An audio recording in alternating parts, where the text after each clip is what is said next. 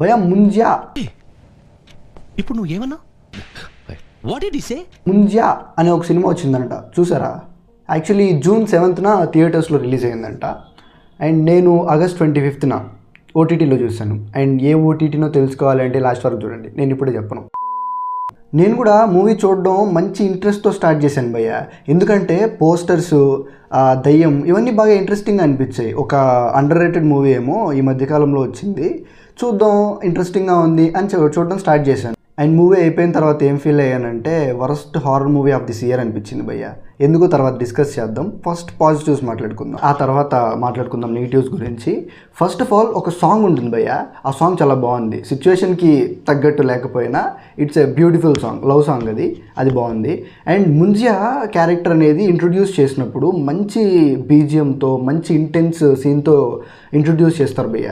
But ఆ తర్వాత comedy చేస్తారనుకోండి. అది వదిలేస్తే ముంజియాని ఇంట్రొడ్యూస్ చేసే సీన్స్ మాత్రం చాలా బాగున్నాయి. యాక్చువల్లీ సినిమాలో బీజిఎం చాలా బాగుంది. వాళ్ళు నార్మల్గా ఉన్న సీన్స్ని కూడా బాగా ఎలివేట్ చేశారు. బట్ సంబంధం లేకుండా నార్మల్ సీన్లో కూడా గట్టి బీజిఎం వస్తూ ఉంటుంది భయ్య, ఎందుకో తెలియదు. మూవీ స్టార్ట్ అవ్వడం చాలా మంచిగా స్టార్ట్ అయింది భయ్య. It's very interesting. అరే ఇంత బాగుంది కదా, ఎన్ని రోజులు ఎలా మిస్ అయ్యాను అనుకుని మూవీ చూస్తూ ఉన్నా. అదే ఫ్లోని కనుక వాళ్ళు క్లైమాక్స్ వరకు కంటిన్యూ చేసుంటే చాలా బాగుండేది. బట్ ఏమనుకున్నారో ఏమో, స్టార్టింగ్ పోర్షన్స్ తప్ప మిగతా సినిమా అంతా స్క్రాప్ భయ్య. నాకైతే అస్సలు నచ్చలా. యాక్చువల్లీ మూవీ కాన్సెప్ట్ ఏంటంటే ఇట్స్ వెరీ ఇంట్రెస్టింగ్ కాన్సెప్ట్ అనమాట. ఒక బ్రాహ్మిన్ అబ్బాయి ఉంటాడు, వాడికి ఒక 8 ఏళ్ళు 9 ఏళ్ళు అలా ఉంటాయి. వాడు ఒక అమ్మాయిని లవ్ చేస్తాడు, మున్ని అని. ఆ అమ్మాయిని దక్కించుకోవడం కోసం వాళ్ళ ఊర్లో చేటుకువాడి ఊరి పేరు, వాళ్ళ ఊర్లో ఒక ట్రెడిషన్ ఉంటుంది. ఆ ట్రెడిషన్ ఏంటంటే దేవతకి ఆర్ దేవుడు, వాళ్ళు నమ్మే దేవతకి ఒక మనిషిని బలిస్తే వాళ్ళు అనుకున్న కోరిక నెరవేరుతుందంట. సో వీడు మున్నిని దక్కించుకోవడానికి వాళ్ళ చెల్లెన్నే బలిచ్చేద్దాం అనుకుంటాడు. బట్ అక్కడ యాక్సిడెంటలీ వాడే చచ్చిపోతాడు. అక్కడ చనిపోయిన వాడే బ్రహ్మ రాక్షసుడిగా మారుతాడు. ఆ రాక్షసుడే ముంజియా అనమాట.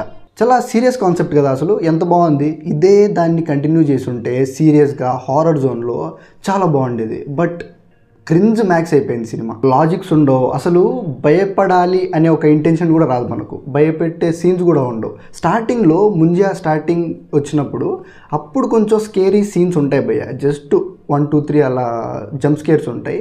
అప్పుడు తప్ప మిగతా సినిమా ఎక్కడ భయపెట్టడం మనం.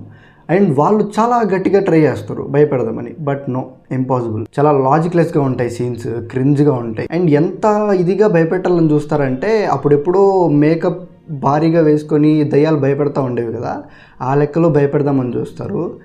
ఎంత ఓల్డ్ ఐడియా సార్ అది. అస్సలు భయపడం భయ్య. ఆ మేకప్లు చూసి నవ్వు వస్తుంది, ఇంకా ఇరిటేషన్ కూడా వస్తుంది. హారర్ కామెడీ అనే ఒక ట్రెండ్ ఆగిపోయి చాలా రోజులైంది. 2024లో ఇలాంటి ఒక సినిమా వస్తుంది అని నేను ఎప్పుడూ అనుకోలేదు భయ్య. ఎప్పుడూ అయిపోయిన ట్రెండ్ని మళ్ళీ ఇప్పుడు కంటిన్యూ చేద్దాం అనుకుంటున్నారంట. ఒక పాయింట్ ఆఫ్ టైంలో మూవీని ఎందుకురా చూడడం, ఆపేద్దాం అనిపిస్తుంది భయ్య. అంత క్రింజ్ ఉంటుంది. నవ్విద్దాం అనుకుంటారు, మనకు నవ్వు రాదు. భయపెడదాం అనుకుంటారు, మనకు భయపడం. ఇంకెందుకు సినిమా చూడడం. వీళ్ళు తీసిన సీన్స్కి, హారర్ సీన్స్కి చిన్నపిల్లలు కూడా భయపడరు భయ్య, అంత చైల్డిష్గా ఉన్నాయి. అండ్ మూవీ చిన్నపిల్లలకి నచ్చే ఛాన్స్ ఉంది. ఎందుకంటే ఆ భూతం, ఆ కాన్సెప్ట్ ఎలా ఉంటుందంటే, మనం యూట్యూబ్లో చిన్నపిల్లలు చూస్తూ ఉంటారు హారర్ స్టోరీస్ అని చెప్పి, దయ్యం కథలు అని. అలాంటి ఒక కథ అనమాట ఇది. యాక్చువల్లీ నేను పెద్ద ఫ్యాన్ని కాదు హారర్ కామెడీ జానర్కి. అదంతా కాంచన, ఈ చంద్రముఖి ఈ టైంలోనే అయిపోయింది. సో ఇప్పుడు అలాంటి సినిమాలు చూస్తారని కూడా నేను అనుకోవట్లా. మీకు కనుక హారర్ ప్లస్ కామెడీ జానర్ నచ్చితే ఈ మూవీని ట్రై చేయండి భయ్య. చూసి తర్వాత నాకు రివ్యూ చెప్పండి, కామెంట్ రాయండి.